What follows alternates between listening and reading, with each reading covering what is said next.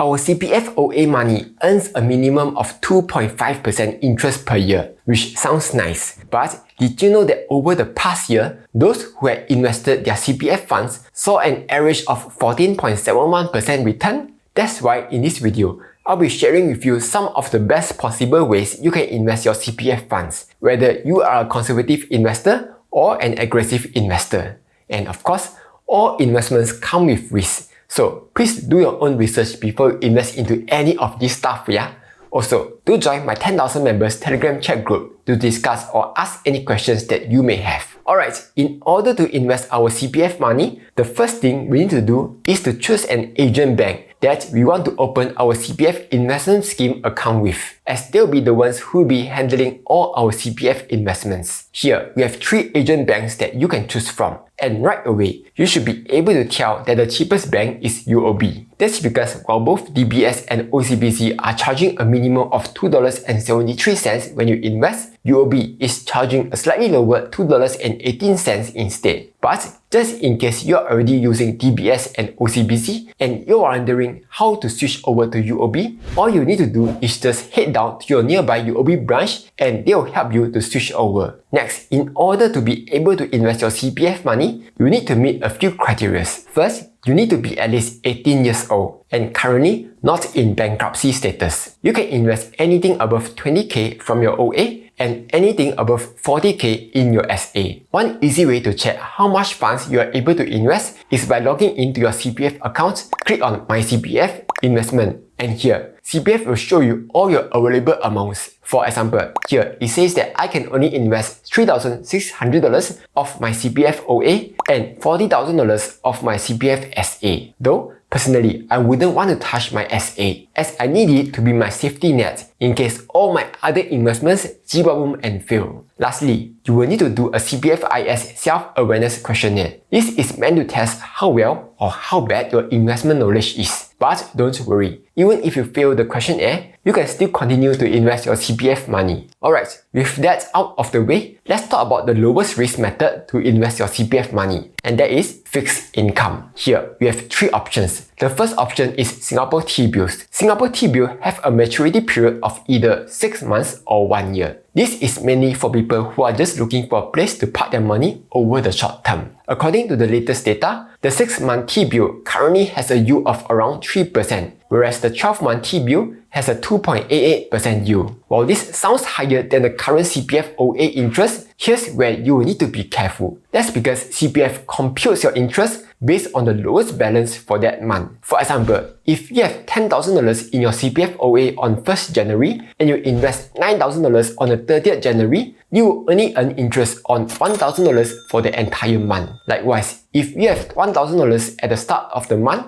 and you deposited $9,000 in the middle of the month, you will only earn interest for just $1,000 for the entire month. Because of this, depending on when the T-bill matures and the money is refunded back to your CPF account, it could result in you losing an extra 1 month or 2 months worth of CPF interest. That's why it's only worth investing your CPF money into T-bills if the yield is above a certain amount. For example, if the 6-month T-bill is going to have a 1-month time lag, it will need to have a minimum yield of 2.92% in order to be worth it. Or if the 1-year T-bill is going to have a 2-month time lag, you will need to have a cut-off yield of 2.92% to be worth it. If you are unsure how to calculate this, I have a CPF T-bill calculator, which you can use to find out the minimum cut-off yield. Link down below, yeah? Also, just take note that once the T-bill matures, the money won't automatically come back to your CPF account. Instead, the proceeds will first be credited to your CPF investment account and you will need to manually transfer the money back to your CPF. If you totally forget about the money and do nothing with it, only after 2 months, CPF will return the money back to your OA. Next, the second option is SGS bonds. SGS bond has a tenure of anywhere between 2 years all the way to 50 years. Though, right now, the current SGS bond yield is rather low, as it's only hovering around the 2.8 to 3% range. Lastly, one way to get a fixed return on your CPF OA money is to just transfer it over to your CPF SA. Well, this will give you up to 5 or 6% guaranteed returns depending on how old you are. The downside is that this transfer is irreversible. So only do this if you absolutely have no plans to use your CPF OA till you become old Apet or old Ama. Moving on, stock investments. For this, there are several restrictions in place. 1.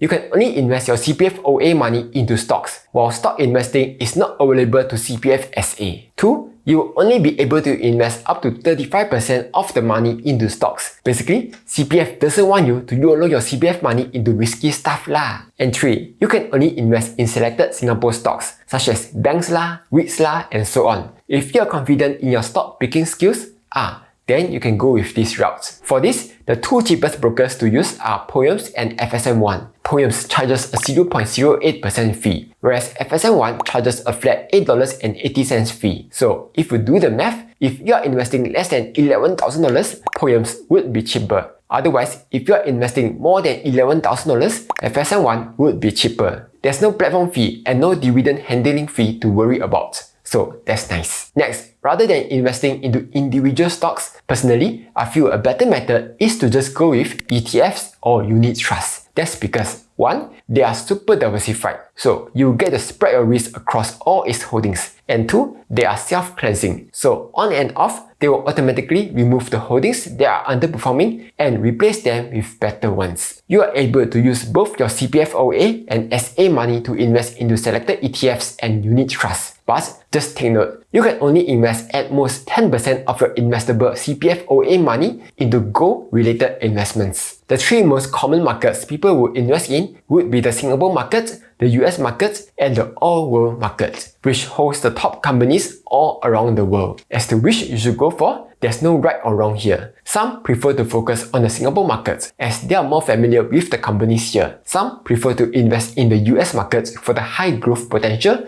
whereas others prefer to invest globally to reduce the geopolitical risk. For the Singapore market, it's cheaper to go with the Spider STI ETF as it is currently charging a slightly lower 0.28% expense ratio as compared to Nikko M STI ETF, which is charging a 0.29% expense ratio. For the US market, the cheapest fund would be the Amundi Prime USA Fund. This fund charges a super low 0.05% expense ratio and automatically reinvests its dividends. So far, you can only find the Amundi Prime USA Fund on Endowus, but there's a possible chance that it will be listed on Poems soon. That's because while you can find this fund on Poems website, it is not available for purchase yet. So if it ever goes up, I will let you guys know, yeah. Lastly, if you prefer global diversification, the cheapest fund to go for would be the Amundi Index MSCI World Fund. This fund tracks the developed markets, has a 0.1% expense ratio, and reinvests its dividends. Oh yeah, this fund is available on Poems now, which is fantastic because Endowus charges a 0.3% to 0.4% recurring platform fee, whereas Poems doesn't charge any fees for that. If you want to sign up to Poems, you can use my link down below to get some welcome rewards when you fulfill the terms and conditions. For example, for this month, you get up to $88 worth of free shares and 10,888 Poems coins when you deposit at least 10,000 HUD within 14 days and execute 5 buy trades within 90 days.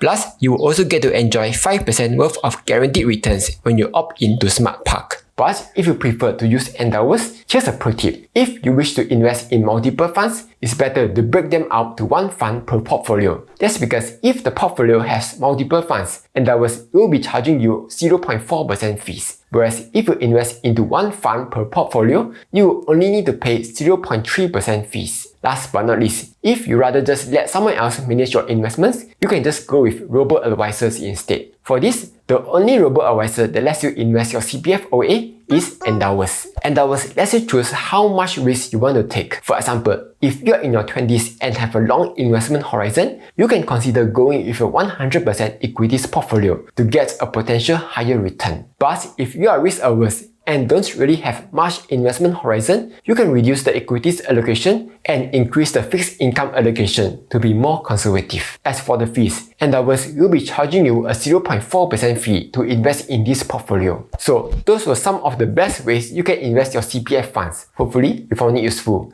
Like, share and subscribe as I'll be posting new videos every Monday, Wednesday and Friday.